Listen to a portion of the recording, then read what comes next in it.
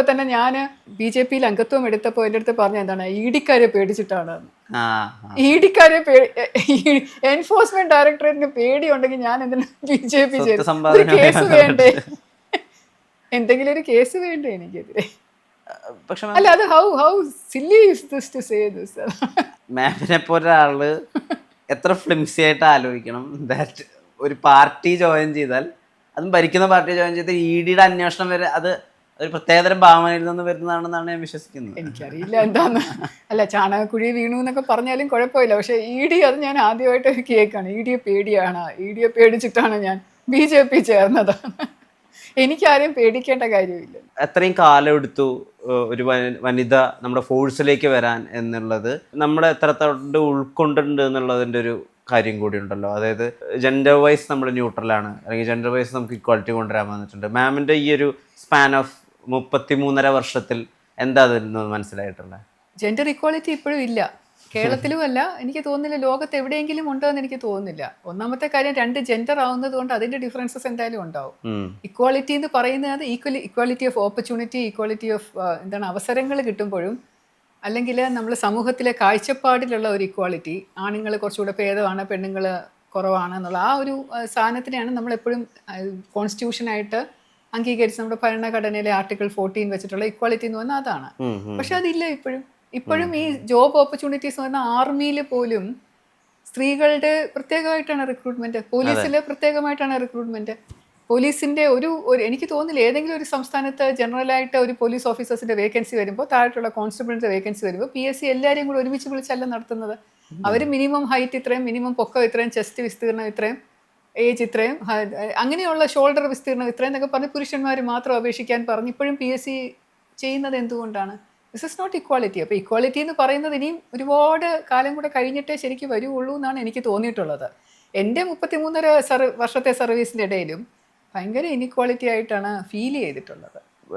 ഇനിക്വാളിറ്റികളെ പറ്റിയിട്ടൊക്കെ പറയുമ്പോഴും ഈ IPS training സമയത്ത് ഇപ്പോൾ വിമൻ ആയതുകൊണ്ട് ഇത്രയും ചെയ്താൽ മതി, ഇത്ര ചെയ്താൽ മതി എന്ന് പറയുന്നിടത്ത് വേണ്ട, ഞങ്ങൾ മുഴുവനുമായിട്ടും അത് ചെയ്യാമെന്ന് പറഞ്ഞപ്പോൾ റോപ്പ് ക്ലൈമ്പിംഗ് ആയാലും ശരി, റണ്ണിങ് ആയാലും ശരി, മാം ഉത്സാഹം എടുത്തത് മുഴുവനായും ചെയ്യുന്നുണ്ട്. അങ്ങനെ ഒരു സൗകര്യം വേണ്ട എന്ന് പറഞ്ഞിട്ട് അന്ന് അങ്ങനെ ഒരു ഔദാര്യത്തോട് താല്പര്യം ഉണ്ടായിരുന്നില്ല. ഇല്ല, അത് ഞങ്ങൾക്കല്ല. അത് ആദ്യത്തെ ലേഡി IPS ഓഫീസറുടെ കിരൺ ബേഡി മാഡത്തിനായിരുന്നു. അപ്പൊ ഞങ്ങളുടെ ആ കിരൺ ബേഡി മാഡം വരുന്നത് 1974-ലാണ്. അപ്പൊ മാഡം വന്ന സമയത്ത് കൺസെഷൻസ് കൊടുത്തതാണ്. അക്കാഡമിയിൽ അവർ പറഞ്ഞു ഒരു ലേഡി ഉണ്ടായിരുന്നുള്ളൂ, ബാക്കിയെല്ലാം പുരുഷന്മാരാണ്. അപ്പൊ 100 മീറ്റർ ഓടിക്കഴിയുമ്പോൾ ഇത്രയും സമയം എടുക്കണ്ട, കുറച്ചുകൂടെ സമയം എടുത്തോളൂ എന്നുള്ള മട്ടിൽ കൊടുത്തപ്പോൾ ഷീ സെഡ് നോ, പറ്റില്ല, എനിക്ക് അതുപോലെ തന്നെ മതി, തോറ്റാൽ എന്നെ തോപ്പിച്ചോളൂ, എനിക്ക് മാർക്ക് കുറച്ച് തന്നാൽ മതി, എനിക്ക് റോപ്പ് ക്ലൈമ്പിങ്ങിൽ അത്ര, അങ്ങനെ പറഞ്ഞ് നിന്നത് കൊണ്ട് she was our role model. അപ്പം കിരൺ ബേഡി മാഡം അതങ്ങനെ നിന്നത് കൊണ്ട്, കൺസെഷൻസ് വേണ്ട എന്ന് പറഞ്ഞതുകൊണ്ട് ഞങ്ങൾ ലേഡി ഓഫീസേഴ്സ് എല്ലാം പിന്നീട് വേണ്ട എന്ന് പറയുമായിരുന്നു. ഞങ്ങളുടെ സമയത്തും അവർ പറഞ്ഞിട്ടുണ്ട് അത്രയും മതി, ബസ് മാഡം അത്രയും മതി എന്ന് പറഞ്ഞിട്ടുണ്ട്. പക്ഷെ ഞങ്ങൾ പറ്റത്തില്ല, ഞങ്ങൾ വീണ്ടും അത്രയും പുഷപ്പും കൂടെ ചെയ്യാൻ നോക്കും, ചിലപ്പോൾ വീണ് പോവും. പക്ഷെ ഏതായാലും ഫിസിക്കൽ ട്രെയിനിങ് എന്ന് പറഞ്ഞാൽ കുറച്ച് കഠിനമാണ് സ്ത്രീകൾക്ക്. നമ്മുടെ ഫിസിക്കൽ മേക്കപ്പ് അങ്ങനെയാണല്ലോ, നമ്മുടെ ഉണ്ടാക്കിയിരിക്കുന്ന ദൈവം ക്രിയേറ്റ് ചെയ്തിരിക്കുന്നത് കുറച്ചുകൂടെ സോഫ്റ്റ് ആയിട്ടാണല്ലോ. പക്ഷെ എന്നാലും നമ്മളത് ട്രൈ ചെയ്യും പരമാവധി, അത്രയും മാർക്ക് കുറച്ച് മതി എന്ന് പറഞ്ഞിട്ട്. അതുകൊണ്ട് കൺസെഷൻ എന്ന് പറയുന്ന ഒരിക്കലും ഞങ്ങൾ എടുത്തിട്ടില്ല. ബിക്കോസ് ഇങ്ങനെ ഒരു ഇനിക്വാളിറ്റി ഞങ്ങളുടെ സർവീസിൽ വരാൻ പാടില്ല എന്ന് നിർബന്ധമുള്ളത് കൊണ്ട്. ഒരേ പരീക്ഷ എഴുതി ഒരുപോലെ ട്രെയിനിങ് ആയിട്ട് വരണം, അതുകൊണ്ട് ഒരേപോലെ പോസ്റ്റിംഗ് കിട്ടണം എന്നുള്ള നിർബന്ധം ഉള്ളത് കൊണ്ട്. പക്ഷെ അങ്ങനെയുള്ള ഒരു കോംപ്രമൈസിനും അല്ലെങ്കിൽ അങ്ങനെയുള്ള ഒരു ഔദാര്യത്തിനും നിലനിൽക്കാത്തത് കൊണ്ട് ഫിസിക്കലി ഉണ്ടായ വിഷമതകളുണ്ട്, ഇന്റേണലി മാമിന് സംഭവിച്ച വിഷമതകളുണ്ട്, ഒരു പെൺകുഞ്ഞിനെ പോലും കിട്ടാതിരുന്നതിൻ്റെ സങ്കടങ്ങളുണ്ട്. അതിനെയൊക്കെ ഓവർകം ചെയ്യാൻ ഈ 33.5 വർഷത്തെ സർവീസ് കൊണ്ട് സഹായകമാവുന്നുണ്ടോ? അത് ഒരു പേഴ്സണൽ ആയിട്ടുള്ളൊരു ലോസാണ്. നമ്മുടെ ശാരീരികമായിട്ടുണ്ടാകുന്ന ബുദ്ധിമുട്ടുകൾ, ഇപ്പോൾ എൻ്റെ യൂട്രസിന് വന്ന ഒരു ചെറിയ വളവ് എന്ന് പറയുന്നത് അതിൻ്റെ ട്രെയിനിങ്ങിൻ്റെ ഭാഗത്തുണ്ടായതാണ്. അതുപോലെയുള്ള കുറച്ച് ഇറഗുലാരിറ്റീസ് നമ്മുടെ ശരീരത്തിൽ വരുന്നതും അതുമെല്ലാം സ്ത്രീകളെ സംബന്ധിച്ചാണ് കൂടുതൽ. 2 കുട്ടികളൊക്കെ ഉള്ള വനിതാ IPS ഓഫീസേഴ്സിന് നമ്മൾ പറയും ട്രെയിനിങ് ഉഴപ്പിന്ന്. അതുകൊണ്ടാണ് വലിയ പ്രയാസമാണ് ഒരു കുഞ്ഞിനെ പോലും കിട്ടാൻ.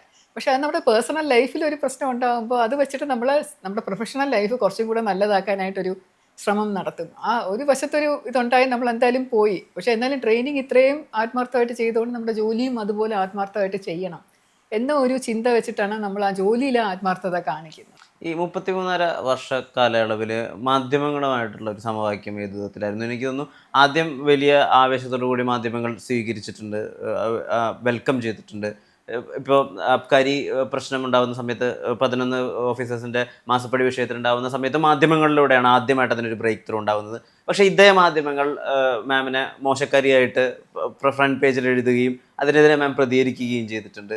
എങ്ങനെയായിരുന്നു മാധ്യമങ്ങളുമായിട്ടുള്ള ഒരു ഫോർമുല? എന്നോട് ഇതുവരെ ആരും ചോദിച്ചിട്ടില്ലാത്തൊരു ചോദ്യമാണ്. അതുകൊണ്ട് എനിക്ക് ഇതിനെപ്പറ്റി ഇപ്പോഴാണ് ഒരു ഉത്ബോധം തന്നെ ഉണ്ടാകുന്നത് എന്തുകൊണ്ട് ഇങ്ങനെ പറ്റി എന്നുള്ളത്. ഞാൻ സർവീസിൽ വരുമ്പോൾ കേരളത്തിലെ ആദ്യത്തെ വനിതാ IPS ഓഫീസറായിട്ട് വരുമ്പോൾ എന്നെ പോസ്റ്റ് ചെയ്തത് കോട്ടയം ജില്ലയിലാണ്. കോട്ടയം ജില്ല എന്ന് പറഞ്ഞാൽ മാധ്യമങ്ങളുടെ ജില്ലയാണ്. അതെ അതെ. അപ്പോൾ അതുകൊണ്ട് ആ കോട്ടയത്ത് വന്നപ്പോൾ എന്നെ സ്വീകരിക്കാനായിട്ട് എൻ്റെ ഡിപ്പാർട്ട്മെൻറ്റിന് ഭയങ്കര മടിയായിരുന്നു. എൻ്റെ ഡിപ്പാർട്ട്മെൻറ്റ് ഭയങ്കരമായിട്ട് മടിച്ചു നിന്നു. ഒരു സ്ത്രീ വരുന്നു എന്ന് പറഞ്ഞാൽ പോലീസ് ഡിപ്പാർട്ട്മെൻറ്റ് ഭയങ്കര ചതുർത്ഥി പോലായിരുന്നു ഞാൻ വന്നത്. പക്ഷേ നമ്മുടെ മാധ്യമങ്ങൾ ഡിപ്പാർട്ട്മെന്റിനെ പൊല്യൂട്ട് ചെയ്യാൻ ഒരാൾ വരുന്നു ആണ്. എന്ന് കോൺഫറൻസിൽ പറഞ്ഞ പക്ഷേ എൻ്റെ ഫ്രണ്ട്സിനും അല്ലെങ്കിൽ എൻ്റെ റിലേറ്റീവ്സിനും ഒക്കെ ഒരു സംശയം ഉണ്ടായിരുന്നു, പറ്റുമോ എന്നുള്ള കാര്യം. പക്ഷേ മാധ്യമങ്ങൾ മുഖാന്തിരമാണ് സമൂഹം എന്നെ ഇരു കൈകൾ നീട്ടി സ്വീകരിച്ചത്. കാരണം അന്ന് എനിക്ക് കിട്ടിയ മാധ്യമ സപ്പോർട്ട് അത് വണ്ടർഫുൾ, പറയാതിരിക്കാൻ വയ്യ. അത്രയ്ക്ക് അമേസിങ് ഒരു സപ്പോർട്ട് എനിക്ക് കിട്ടി. അപ്പോൾ അതുകൊണ്ട് ജനങ്ങളെല്ലാം ശ്രീലേഖ എന്ന് പറഞ്ഞ് അറിഞ്ഞു തുടങ്ങി, ഇരു കൈകൾ നീട്ടി സ്വീകരിച്ചു. എനിക്ക് ഭയങ്കര വരവേൽപ്പായിരുന്നു അവിടെ ത്രൂ ദ മീഡിയ. അപ്പോൾ അതുകൊണ്ട് മീഡിയ എനിക്ക് വളരെ വളരെ ഡിയർ ആയിരുന്നു, വളരെ പ്രിയപ്പെട്ടതായിരുന്നു. അപ്പോൾ അങ്ങനെ മീഡിയയുമായിട്ട് വളരെ അടുത്ത ഒരു ബന്ധത്തിൽ ഒരുപാട് സുഹൃത്തുക്കൾ ആ സമയം തൊട്ട് കോട്ടയം ASP ആയിട്ട് വന്നപ്പോൾ തൊട്ടുള്ള സുഹൃത്തുക്കൾ ഇപ്പോഴും എനിക്കുണ്ട്. അതുപോലെ ഏത് സ്ഥലത്ത് പോസ്റ്റ് ചെയ്താലും അവിടെയൊക്കെ നല്ല നല്ല മാധ്യമ സുഹൃത്തുക്കൾ എനിക്കുണ്ടാവും.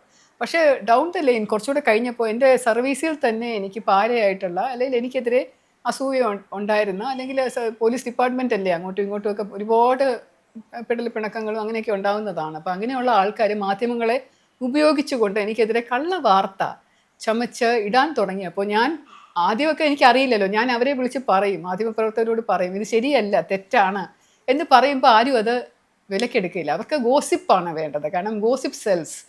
വിവാദം എന്ന് പറയുന്നത് ആളുകൾക്ക് വായിക്കാൻ താല്പര്യമാണ്. അതേസമയം സത്യസന്ധമായിട്ടുള്ളൊരു കാര്യം ഇതാണ് എന്ന് പറഞ്ഞു കഴിഞ്ഞാൽ ചിലപ്പോൾ മാധ്യമങ്ങൾ പോലും അത് തിരുത്തി എഴുതാൻ ആകാത്ത ഒരു ഘട്ടം വന്നു. പിന്നീട് കുറെ കൂടെ കഴിഞ്ഞപ്പോൾ ഇത് വല്ലാത്തൊരു വഷളായിട്ടുള്ളൊരു സ്റ്റേജിലേക്ക് പോയി. അതായത് എന്നെ ക്രിമിനൽ കേസുകളിൽ പെടുത്താനുള്ള, വിജിലൻസ് കേസുകളിൽ പെടുത്താനുള്ള, അഴിമതിക്കാരിയാക്കി ചിത്രീകരിക്കാനുള്ള, അതെ അതെ ക്രിമിനൽസുമായിട്ട് ബന്ധങ്ങൾ, അതും വൃത്തികെട്ട രീതിയിലുള്ള ബന്ധങ്ങൾ, ഒരു സ്ത്രീ ആയി എന്നുള്ളൊരു കാര്യം കൊണ്ടുള്ള ഒരു അങ്ങനെയൊക്കെ ചെയ്യാൻ തുടങ്ങിയപ്പോഴാണ് എനിക്ക് മനസ്സിലായത് ഇത് ഈവിൾ എന്ന് പറഞ്ഞത് കുറച്ച് കൂടുതൽ മാധ്യമങ്ങളുടെ കയ്യിലുണ്ടെന്ന്. വളരെ സ്നേഹമായിട്ട് എൻ്റെ അടുത്ത് സംസാരിച്ചിരുന്നവർ പോലും, വളരെ എൻ്റെ അനിയനെ പോലെ വിചാരിച്ചിരുന്ന ചിലർ പോലും ചാനലുകളിൽ കൂടെ വന്ന് എനിക്കെതിരെ ഉള്ളത് ഇങ്ങനെ സത്യസന്ധം എന്നുള്ള മട്ടിൽ പറയുകയാണ് ജനങ്ങളോട്.